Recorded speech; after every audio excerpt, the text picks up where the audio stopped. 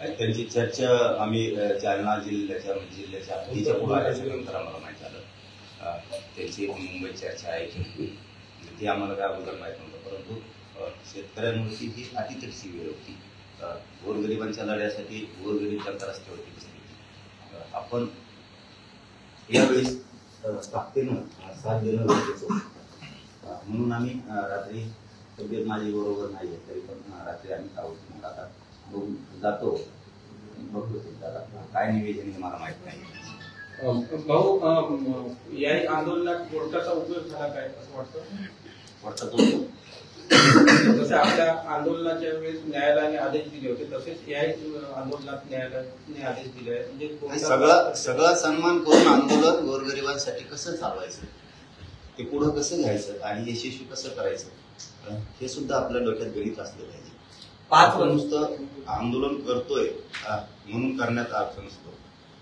ज्या वेळेस जे संकट येते सरकारच्या वतीनं न्यायदेवतेच्या माध्यमातून असू द्या, तो याला मुख्य कारणीभूत सरकार आहे. सरकारकडून जे षडयंत्र डाव रचले जाते त्याला तुडून आपण गोरगरिबांना विजयाकडे कसं न्यायचं हे आपल्यावरती असतं. त्यामुळे आपण ठामपणानं शांततेच्या आणि संयमाच्या भूमिकेतून आंदोलन सुरू ठेवून ते गोरगरीब शेतकऱ्याला जिंकून देणं आपली जबाबदारी असते. तसं आम्ही केलं. सरकारनं मॅनिफेस्टोमध्ये जाहीर केलं होतं की कर्जमाफी त्याच्यासाठी आता आंदोलन करावं लागतं. तिथं वेळ यायलाच नको होती. कसल्याच परिस्थितीत ती वेळ यायलाच नको होती. सरकारने एक शब्द दिल्याच्या नंतर पुन्हा आंदोलन करायची वेळ आहे. सरकारनं शब्दही फिरू नये. तितक्या ताकदीनं आपण सुद्धा निर्भीड होणं गरजेचं आहे. आंदोलन सुद्धा तितक्या ताकदीनं करणं गरजेचं आहे. आपण पण आंदोलन करताना कुठलंही निर्भीड असलं पाहिजे. 6 वाजता जे आहे तो हायवे खाली करायच्या सूचना दिल्या होत्या असं पत्र बच्चू कडूंना दिल्याची माहिती होती. मात्र दोन्ही मंत्री आणि ते पत्र बच्चू कडूंना 5:58 भेटलं. या प्रकाराकडे तुम्ही कसे बघता काय सांगा? न्यायदेवतेच्या बद्दल मी नाही बोलतो, कारण शेवटी न्यायदेवता ही आपला सगळ्या गोरगरिबांचा आधार असतो. परंतु या अडून सरकारनं काय डाव साधलाय का, मग आता आपण हा डाव शेतकऱ्यांना कसं यशस्वी करायची हे आपल्यावरती असतं. आपण त्यांना कुठल्याच त्यांच्या शब्दाला म्हणा किंवा त्यांच्या आश्वासनाला म्हणा बळी न पडता आपण किती ताकदीनं लढू. गोरगरिबांना कधी नव्हे ते त्यांचे यावेळेस संसार उद्ध्वस्त झालेले आहेत या पावसामुळे.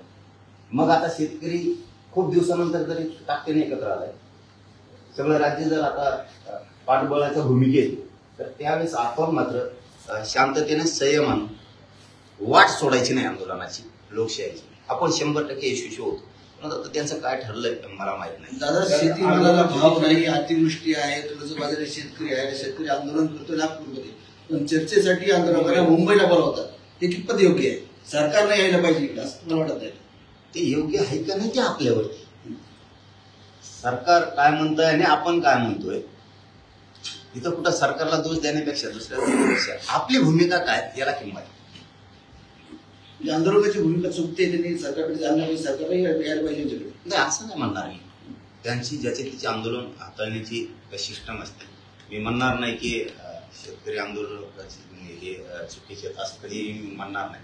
ज्याचे त्याचे आंदोलन करण्याची स्टाईल असते, ज्याची त्याची नियम असते. आपल्याला माहित नाही कसं. मलाही सांगितलं मला शेतकऱ्यांच्या बद्दलचं जास्त माहित नाही, पण मी तो लढा ज्यावेळेस उभा करेन ना त्यावेळेस पळता होई सरकारला पळता होई कमी करेल. कारण मी एकदा जर उतरलो तर पुन्हा आपल्याकडं ज्ञान जाणून कुटाने किंवा काय म्हणते त्याला पद असं काय जमत नाही. कधीच या माझ्या शेतकऱ्यांना गरिबांना न्याय मिळाला नाही 60-70 वर्ष. आपण मिळवून द्यायचा म्हणून मी ताकदीनं काम करतो.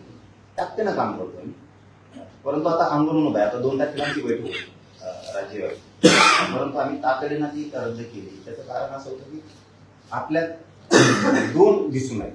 शेतकरी एक दिसला पाहिजे, एकजूट दिसली पाहिजे. ताबडतोब आम्ही ती रद्द करून टाकली. आणि आता जे संकट आलं हे संकटच म्हणायचं शेतकऱ्यांवरती इथं, तर आपण मात्र ताकदीनं खंबीर उभा राहू. आता वाट काढली पाहिजे, सरकारने टाकलेला डाव मोडला पाहिजे, म्हणून आम्ही रातोरात शेतकऱ्यांना काय आवाहन करा आंदोलकांना सुद्धा शांतता.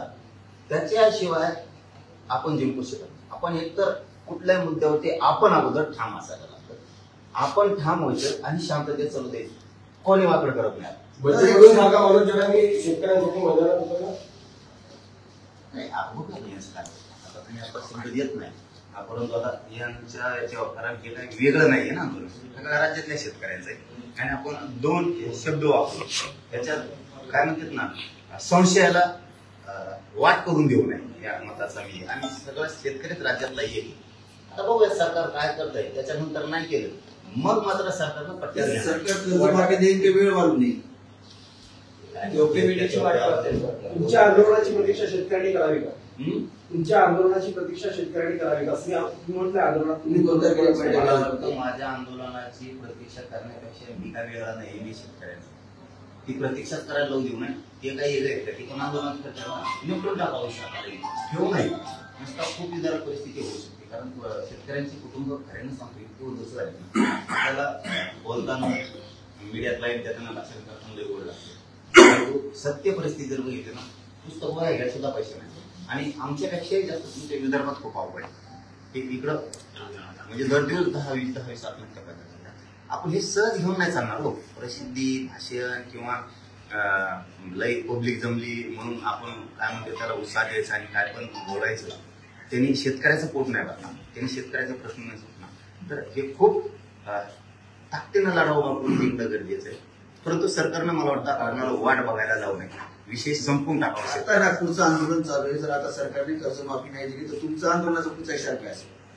पुढचं पुढं बघू त्याच्यामुळे की हे बघा 2 कधी दिसू नये माताचा मी मला नाही हाव म्हणजे ते लोक म्हणत असतील लगेच बघा इकडं नागपूरला आंदोलन सुरू असून तिकडं बैठक खुली मग आलंय का पुन्हा मोठेपणाचं किंवा नेतृत्वाचं भाव आले आपल्याला शेतकऱ्यापुढं काय देणं घेणं नाही फक्त एवढंच आहे की प्रत्येक आंदोलन करताना ठामपणानं करून ते जिंकणं पाहिजे या भूमिकेत आणि मी सगळ्यात महत्वाचं सांगतो माझं येण्याचं कारण म्हणजे जे काल प्रकार झाला जे रात्री प्रकार झाला आणि त्याच्यात आम्हाला असं वाटलं की आटीतटीची वेळ आहे गोरगरीब शेतकऱ्यांमध्ये आपण सगळ्यांनी उभा राहिलंच पाहिजे खंबीरपणा पण त्यानंतर त्यांचं काय ठरलं मला माहिती सरकार म्हणते आम्ही शेतकऱ्यांना मदत केली अतिवृष्टीग्रस्त शेतकऱ्यांना पुढे केली आता जे अतिवृष्टीचा सर्वे झाला त्यानुसार काही 2500 करोड रुपयाची मदत केली असं सरकार सांगतंय. अरे बाबा ते काय होत नाही तुम्हाला ती आकडा दिसतो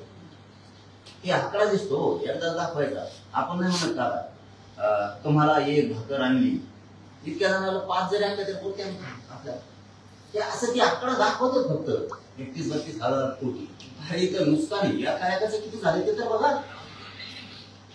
पीक विम्याचे पैसे नाही मालाला भाव नाही कर्जमुक्ती नाहीये हे विषय ना प्रत्येक वेळेस आपण मीडियात बोलण्यापेक्षा याच्यावर सभा घेण्यापेक्षा लोक जमून त्याच्यावरती काही चालवण्यापेक्षा ह्यो सगळ्या शेतकऱ्यांनी मिळून ह्या विषयाचा तुकडाच कायम पाहावा पाहिजे त्याशिवाय हे शक्य नाही.